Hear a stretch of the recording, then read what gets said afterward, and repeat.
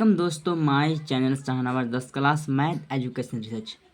Okay दोस्तों, आज हम कक्षा 10वीं का प्रश्नावली 3.3 के 3 नंबर और 4 नंबर क्वेश्चन को सॉल्व करने जाते हैं। ओके दोस्तों, सॉल्व करने से पहले एक मेरा रिक्वेस्ट है आपसे कि अगर चैनल में नए हो तो सब्सक्राइब कीजिएगा और लाइक कीजिएगा, अपने दोस्तों के साथ शेयर भी कीजिएगा।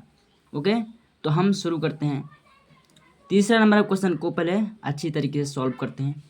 3x माइनस वाई बराबर 3, 9x माइनस 3y बराबर 9। इसको पहले सॉल्व करते हैं, उसके बाद दूसरा प्रश्न को सॉल्व करेंगे।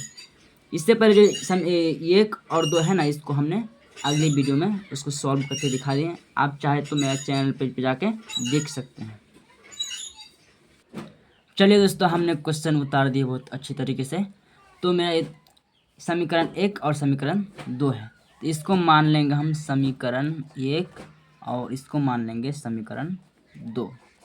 तो इसको सॉल्व करना है। सॉल्व करने के लिए आपको क्या करना है दोस्तों, ज़रा गौर कीजिएगा यहाँ कि यहाँ समीकरण 2 है, तो इसको हम और थोड़ा काट छाट करेंगे। यानी कि यहाँ 9 है और यहाँ 3 है, इसका हम 3 कॉमन ले सकते हैं। इसका हम 3 को कॉमन ले लेंगे, तो यहाँ कितना बचता है 3x और माइनस वाई बराबर 9 बचता है। ओके, उसके बाद इसे काट देंगे, 3 एक कम 3, 3 3 9। ओके दोस्तों, उसके बाद बचता है आपका 3x माइनस वाई बराबर 3। यानी कि इसको हम समीकरण 3 मान लेते हैं। यानी कि यहाँ 3x माइनस वाई बराबर 3 और यहाँ भी समीकरण 1 में दिया 3x माइनस वाई बराबर 3। यानी कि आपस में दोनों समीकरण बराबर है। इस समीकरण और इस समीकरण आपस में बराबर है। हल करके देखें तो इतना निकला। ठीक है, दोनों बराबर है, तो आप यहाँ लिख सकते हैं कि अगर अनुपात निकालेंगे ये 1/2 करके, जैसे कि हम यहाँ निकालते हैं अनुपात ये 1/2 करके अगर निकालेंगे b1/b2 c1/c2 करके निकालें तो तीनों अगर बराबर है, ये तीनों बराबर है, तो ये तो अपरिमित रूप से अनेक हल है। ये मेरा अपरिमित रूप से अनेक हल है। तो इसीलिए आप लिख सकते हैं कि यहाँ दोनों समीकरण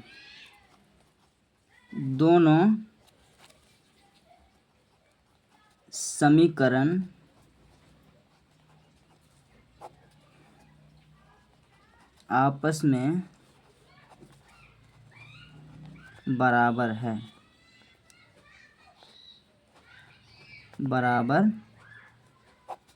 है। ओके, दोनों समीकरण आपस में बराबर है, तो अब यहाँ इसलिए अपरिमित रूप से अनेक हल हो गया है। इसका आंसर यहीं तक कंप्लीट है। इसलिए इसका अपरिमित रूप से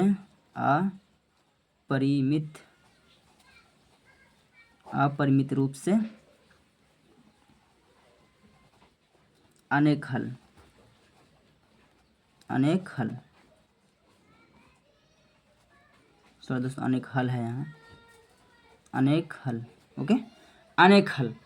तो हमारा सभी तीसरा नंबर क्वेश्चन को सॉल्व कर दिए हैं। ओके, अब आइए मेरा चौथा नंबर क्वेश्चन को सॉल्व करते हैं। हाँ तो मेरे दोस्तों, यहाँ मेरा चौथा नंबर क्वेश्चन है, इसको भी हम सॉल्व करते हैं। 0.2x प्लस 0.3y बराबर 1.3 और 0.4x प्लस 0.5y बराबर 2.3, इसको भी हम सॉल्व करते हैं।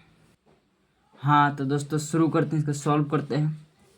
अब जो है ना, मेरा 4 नंबर क्वेश्चन इतना है। ओके, तो इसको हम समीकरण के रूप में अभी नहीं मानेंगे, इसको पहले हम सॉल्व करेंगे, उसके बाद समीकरण इसको मानेंगे।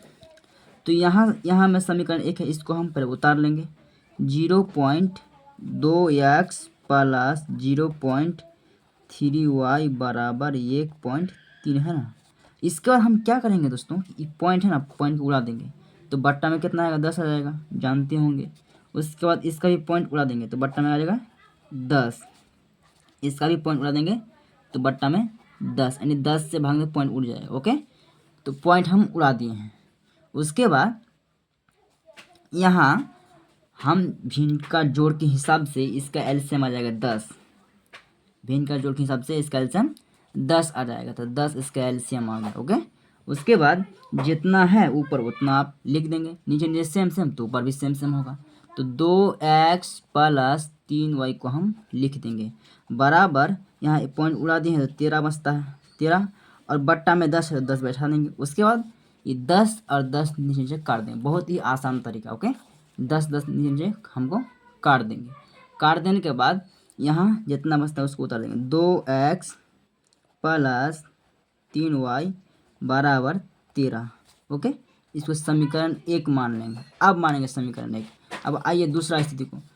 दूसरा मेरा इतना है कि 0.4x प्लस 0.5y बराबर 2.3 आया। ओके, उसके बाद इसका भी पॉइंट उड़ा देंगे। पॉइंट उड़ा दिए तो बट्टा में 10, पॉइंट उड़ा देंगे बट्टा में 10, पॉइंट उड़ा देंगे बट्टा में 10 आ गया।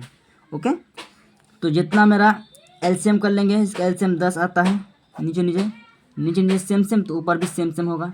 तो 4x प्लस 5y को उतार देंगे। उसके बाद बराबर 23 है, मतलब पॉइंट उड़ा देंगे, 23 हुआ, 23 बट्टा 10। ओके, उसके बाद दोस्तों नीचे हमको काट देंगे, 10 और 10 को काट दें। उसके बाद जितना है उतना उतार लेंगे। 4x प्लस 5y बराबर 23।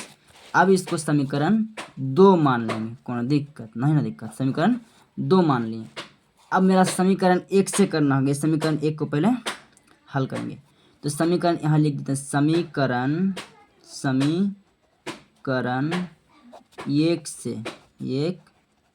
से तो समीकरण 1 पहले हम उतार लेंगे। समीकरण 1 2x प्लस 3y बराबर 13, तो उतार लेंगे 2x प्लस 3y बराबर 13। अब यहाँ हमको x का मान निकालना है। ओके, उसके बाद ना प्रतिस्थापन विधि में x का मान समीकरण 2 में रखने पर ऐसा ना होता है। तो हम 2x को रख देंगे। उसके बाद बराबर 13, ये 3y को इस पार भेज देंगे तो माइनस में 3y हो जाएगा। ओके, तो मेरा यहाँ इतना हुआ। उसके बाद x बराबर कर देंगे 13 माइनस 3y, और ये बट्टा इसके साथ गुना में 2 था, 2 को जब इस पार भेज देंगे तो बट्टा में चला जाएगा, यानी भाग में चला जाएगा।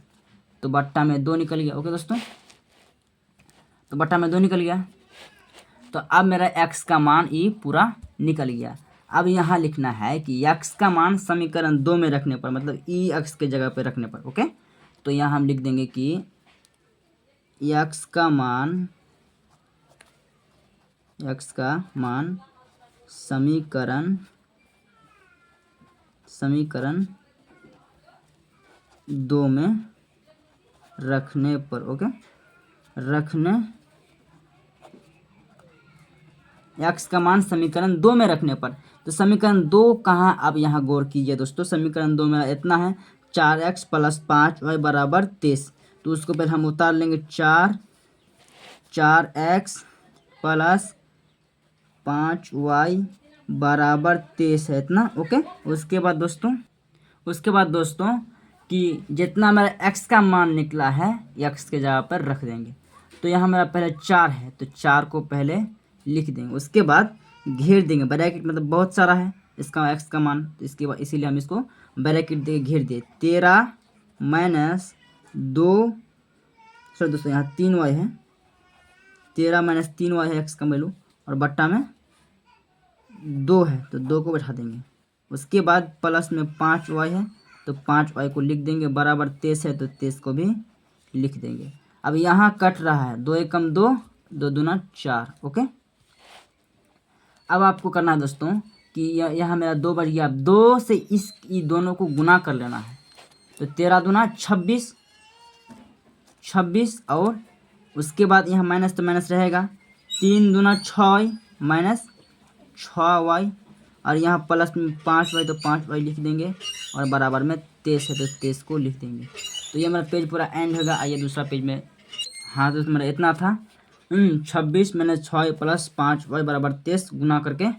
अब आपको करना है दोस्तों कि यहाँ माइनस 6y है और यहाँ प्लस में 5y है। ओके, तो माइनस 6y से 5 आप समझ लें घट गया है, तो माइनस y बचता है, सिर्फ और सिर्फ माइनस y बचता है। बराबर यहाँ 23 है तो 23 को रहने दीजिए, और यहाँ है ना 26 प्लस में इसको इस पार भेज देंगे तो माइनस में 26 आएगा, माइनस में 26। तो यहाँ माइनस वाई बराबर 26 से 23 घटा देंगे, मैं प्लस में है तो बाद में माइनस जोड़ लेंगे। 26 से 23 घटा देंगे तो मेरा 3 बचता है, तो माइनस में 3 बचता है। ओके, ये माइनस और माइनस खलास, तो वाई बराबर सिर्फ और सिर्फ 3 बचता है। अब आपको करना है दोस्तों कि सेम तरीका, अब ये वाई का मान समीकरण 1 में रखने पर, तो अब आइए आपको समीकरण 1 कहाँ आप दिखाते हैं। हाँ, तो मेरा समीकरण 1 यहाँ पे है दोस्तों कि समीकरण 1 2x प्लस 3y बराबर 13, वाई का मान समीकरण 1 में रखने पर इसको इस पर रखेंगे वाई का मान। ओके, तो यहाँ लिख देंगे y का मान समीकरण समीकरण 1 में रखने पर, तो मेरा समीकरण 1 है 2x प्लस 3y बराबर 13, ये मेरा समीकरण 1 है। ओके दोस्तों, अब x के जगह सिर्फ सॉरी दोस्तों y के जगह पर हमको मान पुट कर लेना है मेरा 3 को। ओके, तो हम 2x उतार लेंगे प्लस 3 और y बराबर कितना है 3, तो y का जगह पे हम 3 लिख देंगे बराबर 13। ओके, तो 2x प्लस 3 3 9 हो जाएगा, 9 बराबर 13, तो 13 को रहने दीजिए। उसके बाद दोस्तों यहाँ 2x है, 9 को इस पार भेज देंगे बराबर 13, 9 को इस पार भेज देंगे माइनस में 9, तो 2x बराबर 13 से 9 घटेगा तो कितना बचता है दोस्तों, 13 से अगर 9 घटेगा तो कितना बचता है, हाँ तो 4 बचता है दोस्तों। 13 से 9 घटा 4 बचता है, तो इससे 2 एकम 2 और 2 दूना 4 में काट दिए हैं, तो x बराबर 2, मतलब ई मेरा आंसर और ई आप मेरा आंसर। y बराबर 3 और x बराबर 2, अब इस प्रकार भी लिख सकते हैं कि x बराबर 2 और y बराबर 3, ये आपका आंसर कंप्लीट हो गया है। और वीडियो अच्छी लगे तो सब्सक्राइब कीजिएगा, लाइक कीजिएगा, अपने दोस्तों के साथ शेयर भी कीजिएगा।